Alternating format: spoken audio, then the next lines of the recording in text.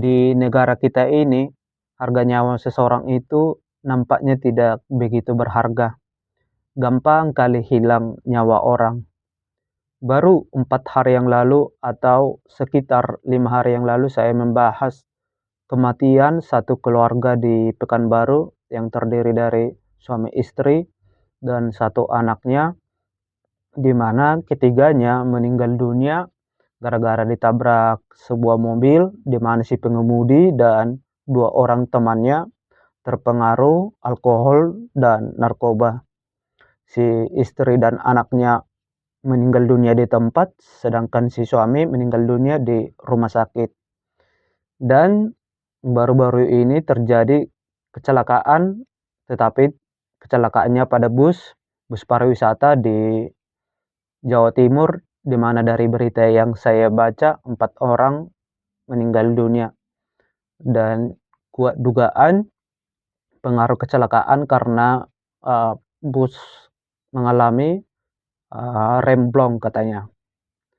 Nah, kisah-kisah ini kan begitu begitu tragis dan memilukan.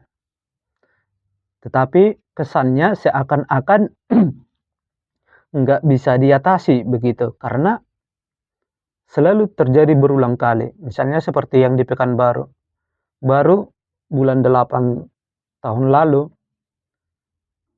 ada kejadian yang persis seperti kematian satu keluarga yang tadi yang saya ceritakan, di mana ada seorang mahasiswi terpengaruh alkohol dan narkoba menabrak seorang ibu rumah tangga sehingga menyebabkan si ibu rumah tangga ini meninggal dunia. Lalu ini kejadian bus yang mengalami remblong ini kan nggak cuma yang baru terjadi, ini sudah sering kali terjadi, bahkan pada truk juga sudah sering juga terjadi. Kalau tidak salah di bulan 5 tahun lalu, itu yang bus studi tour yang kecelakaan, itu dari berita yang saya baca juga itu karena penyebabnya juga terkait dengan pengereman. Terus kalau di tol Cipularang yang truk itu gara-gara muatannya berlebihan, sehingga waktu tanjakan truknya nggak bisa naik. Tetapi kan dari kasus-kasus ini semua menurut saya, ini adalah hal-hal yang bisa dicegah menurut saya ya. Karena misalnya begini, kalau kita misalnya punya mobil terus kita udah tahu mobilnya ada sedikit masalah atau remnya kurang bagus atau apa segala macam. Kalau ini kita paksakan kan sudah pasti akan menimbulkan resiko kan. Baru terus lagi misalnya kalau kita bicara pada truk seperti yang di tol Cipularang, kalau kita tetap memaksakan muatan yang berlebihan, ya gimana pun dia akan menimbulkan resiko kan. Kalaupun itu selamat ya mungkin itu belum waktunya lah begitu. Terus kita coba dulu melompat ke Jepang ya.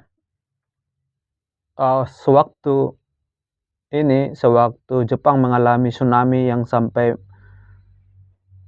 meninggal beberapa ratus atau sampai ribuan orang yang meninggal dunia waktu itu. Nah, setelah peristiwa itu ya, Jepang itu langsung mempersiapkan diri, mereka terus belajar untuk gimana caranya biar biar masyarakat di Jepang itu tidak kehilangan nyawa ketika mereka akan menghadapi hal yang sama. Jadi mereka sudah mengantisipasi dan mempersiapkan diri. Padahal bisa kita golongkan bahwa tsunami ini kan boleh kita katakan nggak sepenuhnya bisa dikontrol oleh manusia gitu, karena mungkin karena alam ya, terus susah juga untuk dipelajari begitu kapan waktunya akan terjadi datang gempa dan segala macamnya kan, ini kan susah untuk dipelajari. Tetapi coba bayangkan, untuk hal-hal yang demikian aja Jepang mempersiapkan diri begitu. Mereka tidak ingin lagi kalau tsunami datang mereka sampai kehilangan ribuan atau ratusan nyawa begitu. Padahal seperti yang saya bilang tadi, saya ulangi, itu adalah menurut saya itu adalah hal-hal yang sangat sulit untuk dikontrol oleh manusia begitu. Tetapi coba kita bayangkan ke kita masyarakat Indonesia ini begitu. untuk hal-hal yang bisa kita atasi gitu, untuk hal-hal yang bisa dikontrol oleh manusia aja kita belum bisa tamat. Gimana kita coba mau belajar ke hal yang di luar yang sepenuhnya bisa yang sepenuhnya tidak bisa kita kontrol seperti tsunami, gempa, dan segala macamnya gitu. Kita misalnya seperti yang saya bilang tadi, kalau kita sudah punya mobil atau punya alat transportasi seperti sepeda motor dan segala macamnya begitu. Kalau memang kita udah tahu, alat transportasi kita ini ada kekurangan, ya jangan dipaksakan begitu. Kalau dipaksakan kan, seperti yang saya bilang tadi, sudah pasti akan menimbulkan risiko. Kalau mungkin kalian tetap selamat sampai sekarang dengan memaksakan sepeda motor yang nggak ada lagi remnya begitu, ya mungkin itu hanya masalah waktu menurut saya. Saya bukan mendoakan yang jelek-jelek.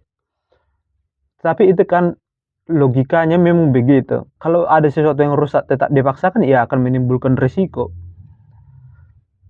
Itu koreksi untuk diri kita masing-masing ya. Tapi saya juga kesal, misalnya kalau ada bus pariwisata dan truk yang akhirnya menimbulkan kecelakaan kepada pengguna jalan raya, seperti yang di inilah, yang bus pariwisata ini kan, dia menabrak orang, menabrak beberapa sepeda motor sehingga ada 4 orang nyawanya melayang. Ya, aku nggak tahu, saya sendiri nggak tahu gimana persoalan remblong ini dari berita yang saya baca, dari informasi yang saya baca. Terkadang terkadang katanya, katakanlah bus pariwisata ini dari berangkat katanya bagus, dicek dia bagus, terus setelah menghadapi sebuah turunan, bisa saja katanya terjadi permasalahan rem, ya setelah di jalan itu. Jadi maksud saya, dari awal memang kadang katanya, kadang terjadi pada sebuah mobil itu sebenarnya dari awal mobilnya bagus, tapi ketika di jalan raya, ketika katakanlah di turunan dia mengalami masalah begitu. Ya, soal itu ya saya sendiri memang kurang paham lah, karena saya tidak mengerti dalam hal itu. Tetapi di dalam kasus-kasus yang lain, kadang ada kecelakaan bus yang memang, yang remblong, tapi memang gara-gara ya memang busnya udah nggak bagus lagi begitu. Nah, di sini saya mempertanyakan, apa ya, gimana ya kinerjanya Dishub?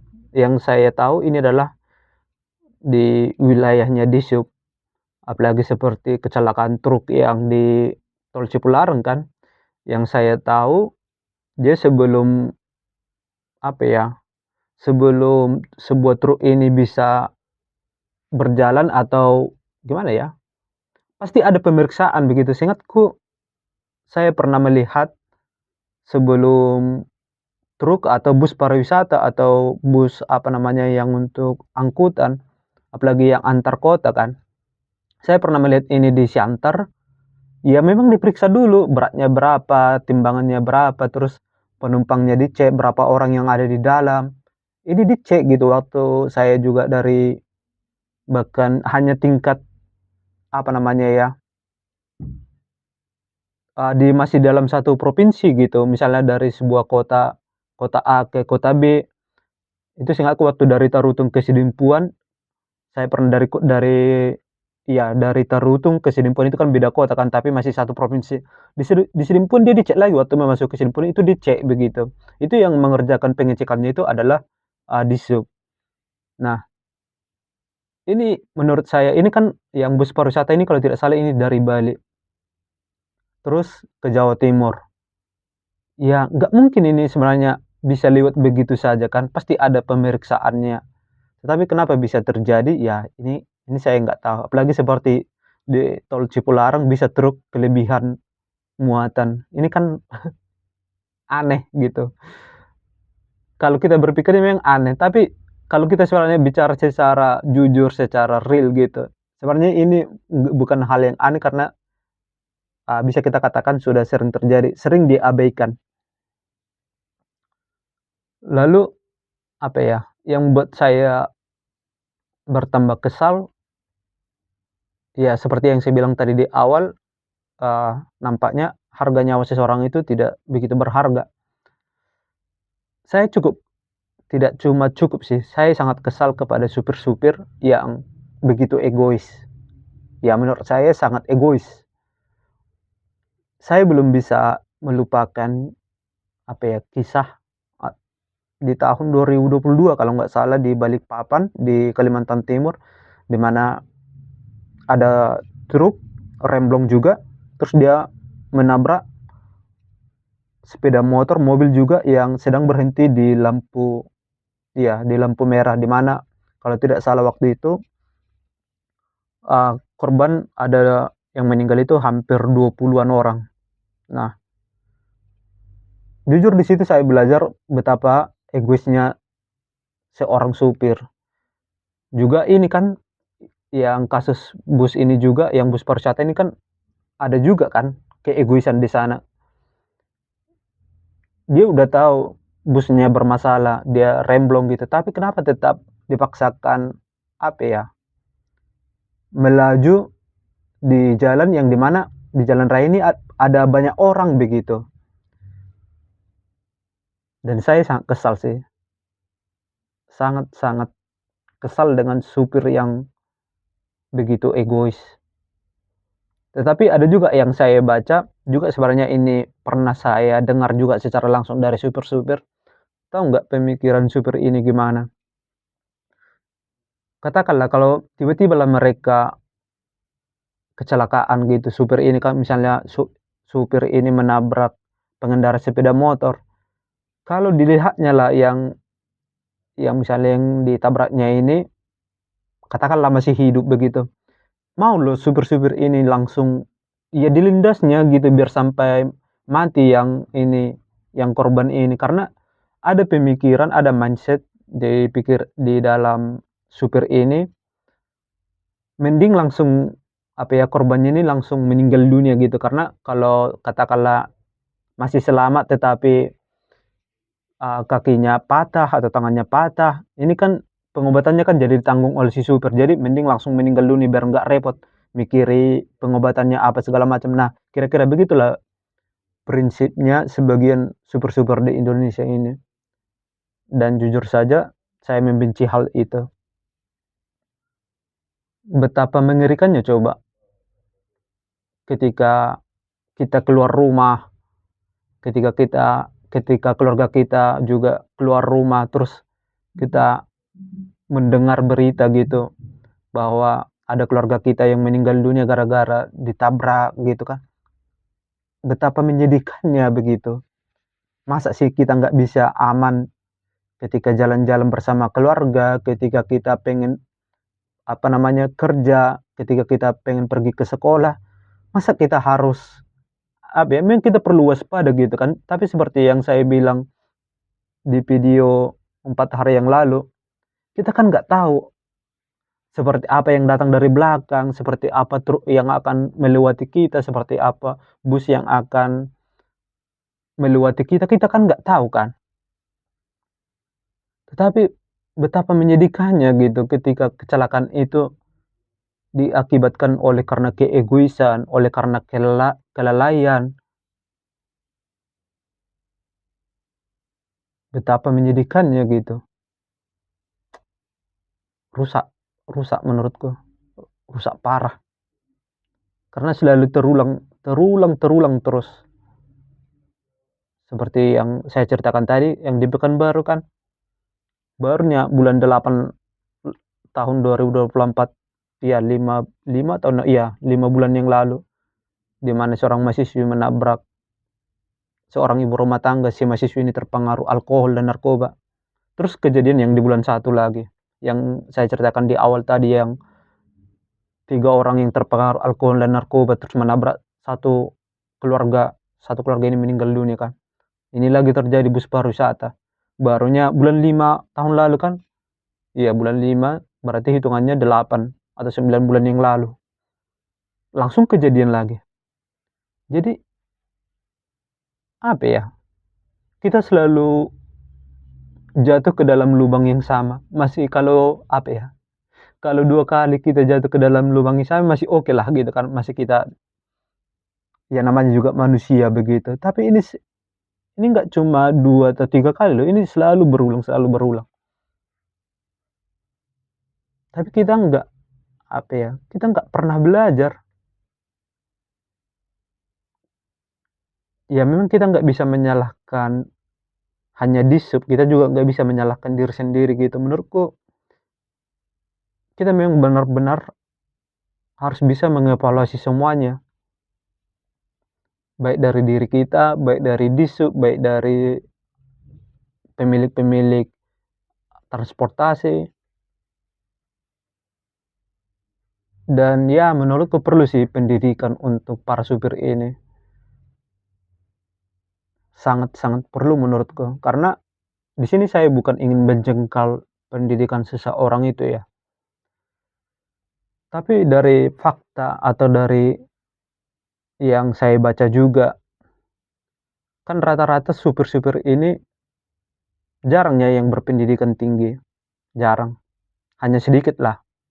Itu rata-rata lulusan SD, juga ada yang nggak lulus SD, ada lulus SMP. Dan menurut saya ini adalah salah satu faktor gitu, karena terkadang supir-supir ini pun susah kali dibilangi. Misalnya udah ada penumpang yang bilang, "Jangan kencang-kencang Pak, jangan ini."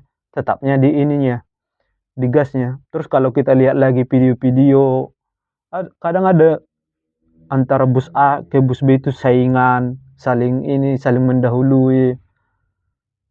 Dan ini ya jujur nggak bagus gitu. Sangat berbahaya. Makanya perlu gitu, pendidikan itu perlu, entah sosialisasi dari di-sub untuk mengatasi ini kan bisanya diatasi.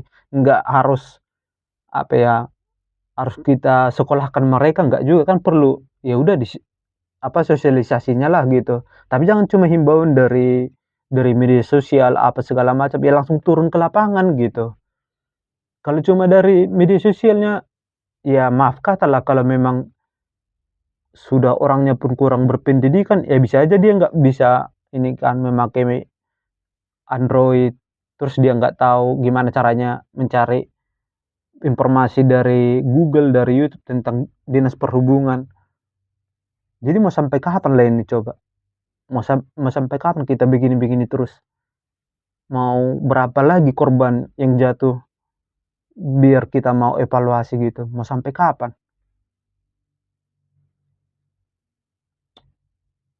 Hah, nggak kebayang sih keluarga-keluarga yang ditinggalkan korban. Disitulah saya, apa ya, berpikiran seperti mengatakan tadi, memang nampaknya harga nyawa seseorang itu nggak begitu berharga lagi. Kayak dianggap biasa gitu kalau ada kecelakaan. Kayak dianggap natural ketika ada kecelakaan bus, kayak misalnya ada kecelakaan bus kan, udahlah udah biasa, kira-kira gitu. Nggak ada pembenahan, nggak ada evaluasi. Makanya saya sendiri ya, salut kali sama ini, pendirian atau karakternya pejabatnya. Kalau nggak salah dia adalah Menteri Transportasi Korea Selatan. Yang gara-gara pesawat jatuh itu, yang sampai meninggal berapa ya, hampir 198 orang atau 178 orang yang meninggal. Yang pesawat Korea Selatan yang jatuh yang di Jeju kalau nggak salah. Tahu nggak Menteri Transportasinya bilang apa? Dia bilang habis ini, namanya, habis ini diselidiki kasus itu dia akan mengundurkan diri dan itu adalah bentuk pertanggungjawaban saya, katanya. Gila kan? Dan aku salut kali sama karakternya dia. Tapi gimana coba di Indonesia ini? Ketika ada kecelakaan seperti ini, siapa yang bertanggung jawab? Siapa yang ini, yang berani menunjukkan giginya gitu? Nggak ada kan? Nggak ada yang bilang, oh ini adalah tanggung jawab saya. Padahal yang di Korea Selatan itu penyebab kecelakaannya kalau nggak salah ya gara-gara faktor burung ya kan. Tapi datang menterinya, "Ini adalah tanggung jawab saya dan saya akan mundurkan diri." Karena udah hilang nyawa kan, ada ratusan yang hilang nyawa, tapi kita di Indonesia gimana coba? Nggak ada. Jadi kita nggak tahu mau kita bertanya ke siapa, mau kita minta pertanggungjawaban ke siapa, nggak ada. Tapi selalu ada nanti kita dengar, "Kami siap evaluasi, kami siap melakukan perubahan," tapi gini-gini aja terus. Kita tahu ada pejabat kita gitu kan, kita tahu ada pejabat di sub, tapi kita nggak tahu siapa yang akan bertanggung jawab akan ini semua. Nah, itu kita nggak tahu. Hah, ya aku sendiri hanya bisa berdoa sih. Berdoa untuk keselamatan diri sendiri, berdoa untuk keselamatan keluarga, berdoa untuk keselamatan, ya kita semua. Kayak udah pasrah aja sebenarnya karena dari segala sudut kayak banyak kali ancaman kan, dari yang begal lah, yang perampok lah, yang penjahat lah, yang pembunuh lah, yang orang-orang yang mabuk lah, orang-orang yang terpengaruh narkoba lah, ini lagi orang-orang yang supir lah, yang nggak bisa, yang begitu egois, karena apa lagi, ya di sub yang lalai, yang meloloskan truk yang bermasalah, yang kelebihan muatan. Jadi banyak kali kalau pikir-pikir, banyak kali ancaman-ancamannya. Ya, aku sendiri ketawa begini jujur aja karena udah gondok gitu, karena udah bingung, gimana sih gitu, gimana lagi biar kita aman gitu kan. Ya udah tinggal pasrah aja kan, kita tinggal udah berserah sama Tuhan aja lah, nggak ada lagi gitu yang mau diharapkan. Ah, ya seperti yang saya bilang tadi, ya aku sangat berharap sih kita bisa belajar ke Jepang, bahkan mereka seperti yang saya bilang tadi, bahkan untuk hal-hal yang nggak sepenuhnya dikontrol mereka, tapi tetap mereka belajar untuk mengantisipasi. Nah, sementara kita untuk untuk bisa, apa ya, belajar dari hal-hal yang bisa kita kontrol aja kita belum tamat gitu.